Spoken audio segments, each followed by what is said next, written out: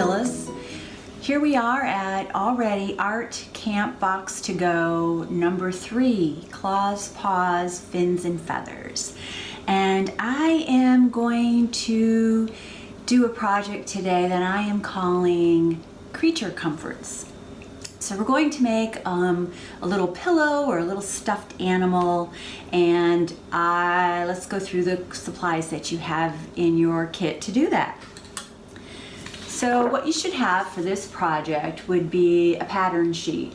And this pattern sheet has a lot of little shapes that could be ears, eyes, hair, nose, mouth, whatever you decide. So just kind of use your imagination with that one. You've also got 2 pieces of an off-white felt, kind of in the shape of the little creature that we're going to create.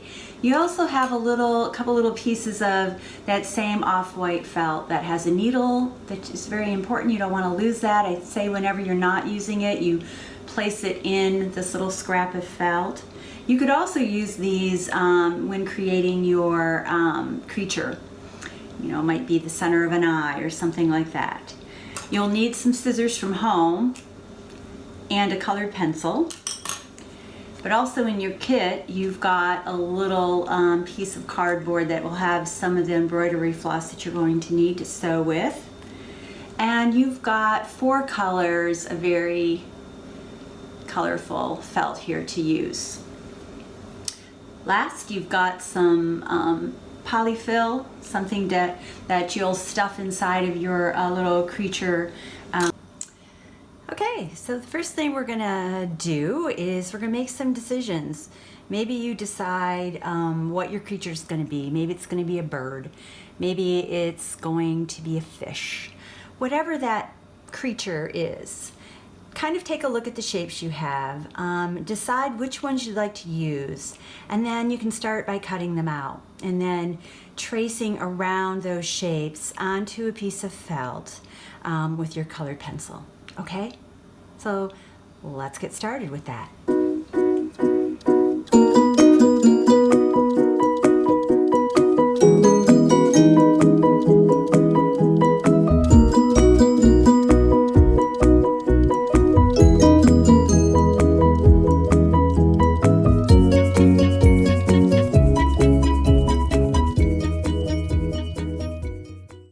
Okay, so I've cut out a lot of shapes, as you can see, and I discovered as I was cutting too that the pencil going around the edge, it definitely shows up better on the lighter colors than the darker.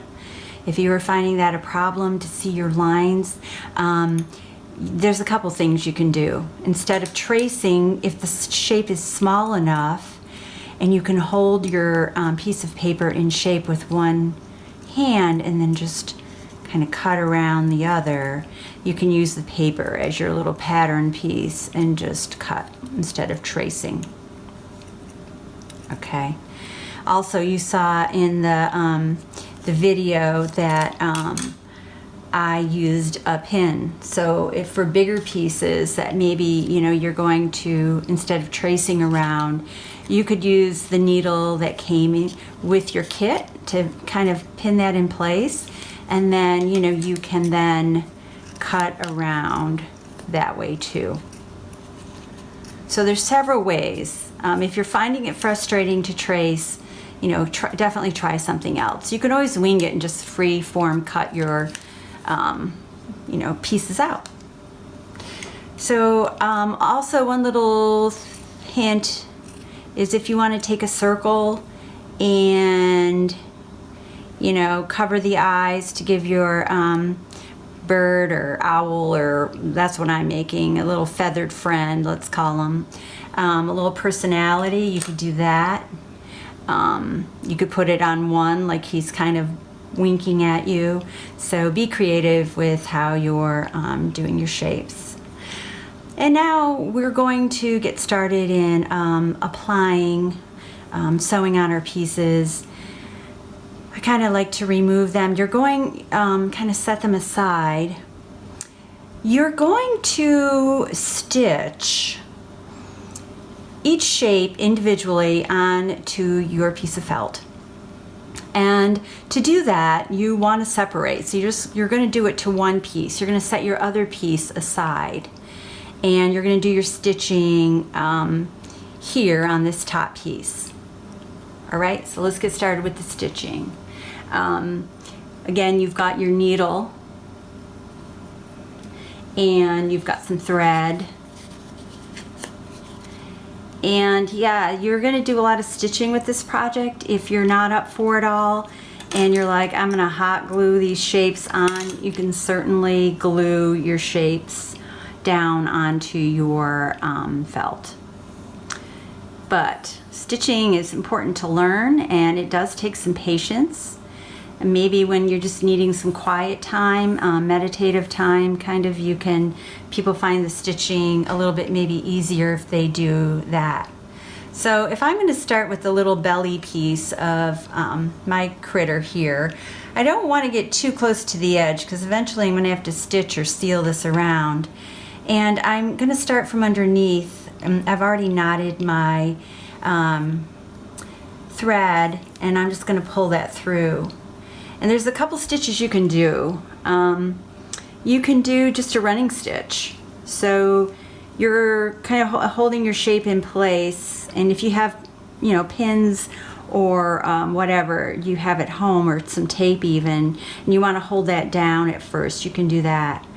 But a running stitch is just kind of, you've got your hand back, one hand back here, and then you've got your needle here in your other hand, and you're just kind of going in and out of the fabric and kind of running around.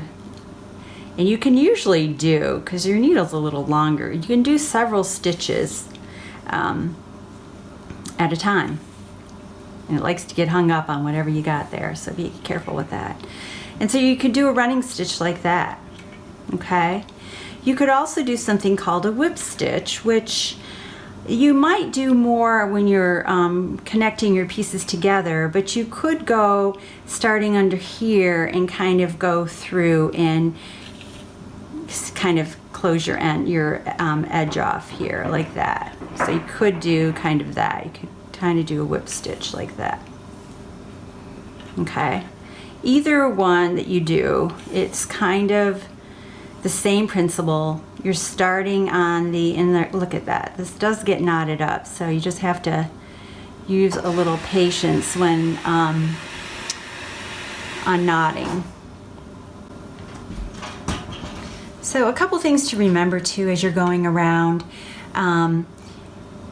This is single, I've kind of got it doubled over my thread for a little ways. Common habit that I think new sewers do is when they're pulling, they might pull too tight, and they also might pull the needle right off their thread, which can be frustrating because what it leaves you doing is rethreading your needle a lot, which can be kind of frustrating.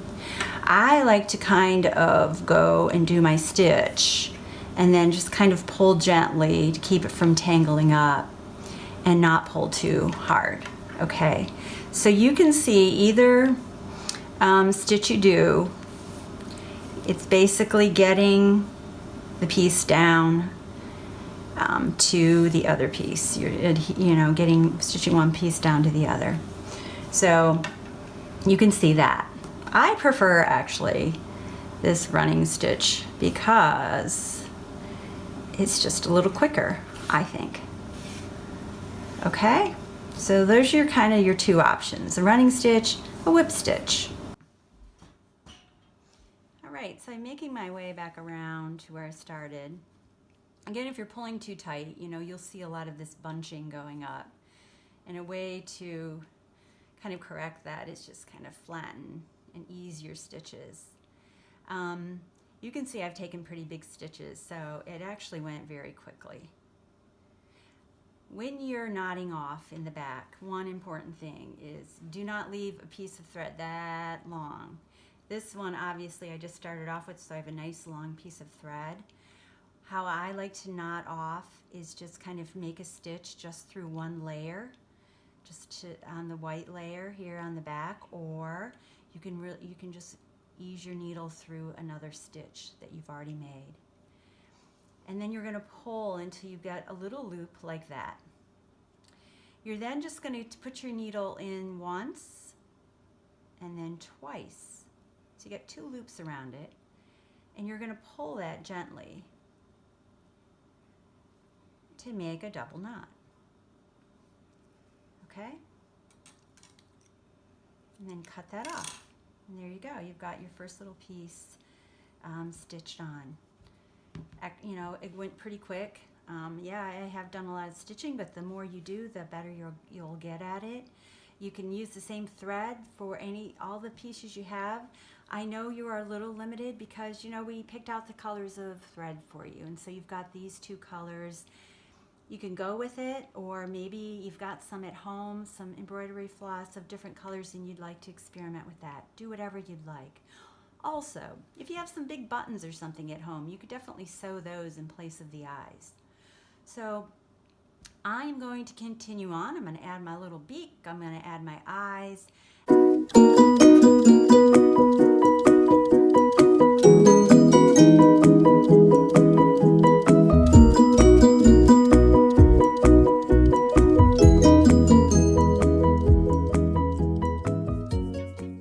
Okay, so I'm back here. As you see, I stitched everything on except for the wings and the little hair. I decided to add an extra piece, and I just winged this. I just cut it and put it on. So even without a pattern, you know, you can do that. And I am going to stitch these in place. Again, if you have a needle or something to hold this down, or you know, whatever you have at home, the little tape. I don't know if tape's going to work great on felt, but you can just kind of hold that in place and then do the same thing, kind of stitching. Just stitch this in place, kind of simply like that. Same thing with the wings.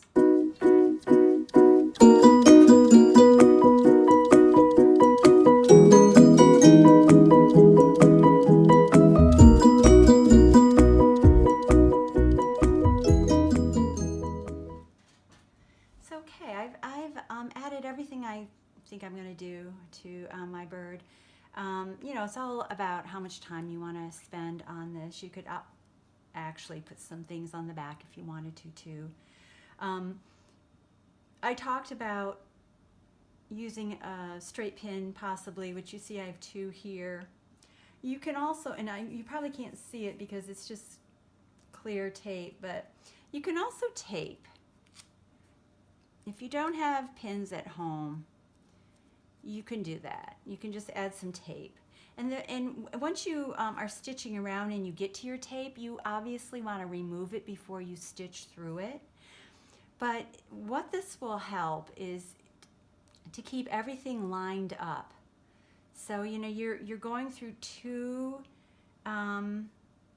layers, just like you did when you were adding your pieces. You're going to get, I'm going to use my yellow thread this time, and you're going to stitch all the way around here, and then you're going to leave your bottom open. So don't stitch this bottom, leave it open. Why? Because we are going to put our stuffing, not probably all this, but we're going to put our stuffing in here and give them, you know, make them a little 3-dimensional is when we're doing that. And he'll be a little soft and cozy that way.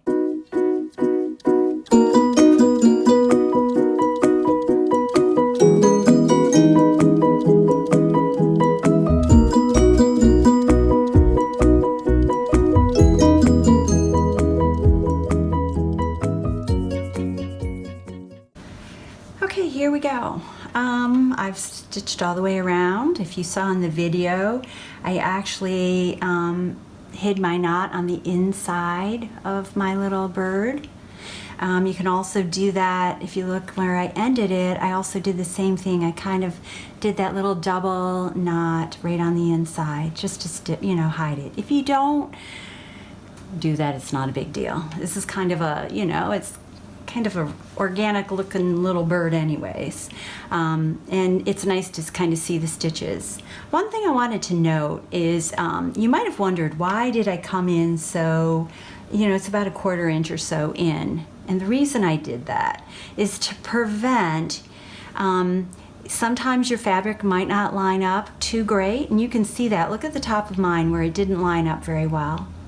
If I would not have come in that little extra, I probably would have missed stitching that back piece to the front piece.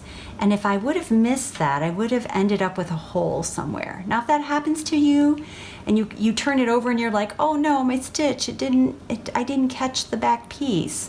You can always go back over it and catch that and seal up that hole, okay? So, you've got some polyfill here. Some of this is kind of flat. It's we got some donation of some polyfill, and so some of it's used like for quilting batting is what it's called, but it'll work just as well.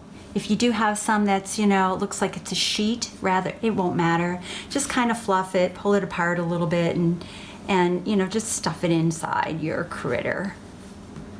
And we're gonna do that quickly. You should have plenty. You don't want to overstuff it, you want to kind of give him his nice little three-dimensional. It'll flatten out too as you use it, or maybe just sits on your bed or on a shelf or something at home, but that's kind of that. I'm just going to use it all. Since I got it, I'm just going to put them all in there. All right. And I kind of have that, I kind of have the opening here, like I don't have the stuffing right there, the polyfill right at the very end, because I want it kind of flat there. So you might have to, kind of stuff that in there and then stitch, and then later on, you can kind of fill that little bottom section out too. Again, a piece of tape, a couple pieces of tape here will really be helpful, or a needle or two.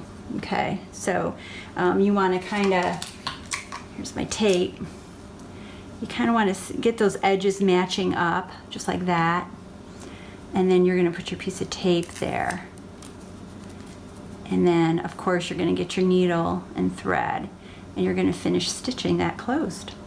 So let's work on that next.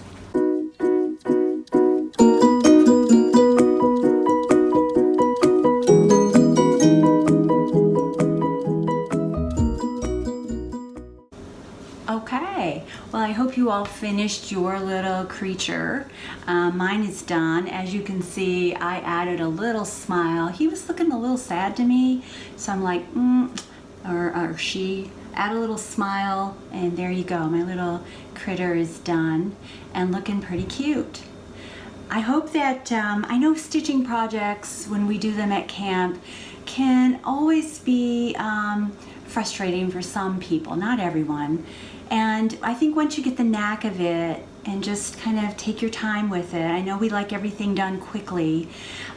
If you just take your time, work on it throughout a couple days or so over the week or whatever, you'll finish it up and you'll look at this and you'll go, what? I made that? And we're just using felt here, which it works really well, and we were able to stitch like this and have raw edges, because the beauty of working with felt is that you don't have to finish your edges, because they just kind of hold together on their own and they're not going to unravel. Of course, if we were using other fabrics, we might have to turn this inside out and do some other tricky things like that, but I really like the organicness of this, and I can see my stitches, and we're using colorful felt and stitching to really give our little critters a personality. All right, so I hope you had fun. Thanks for listening and doing the project along with me.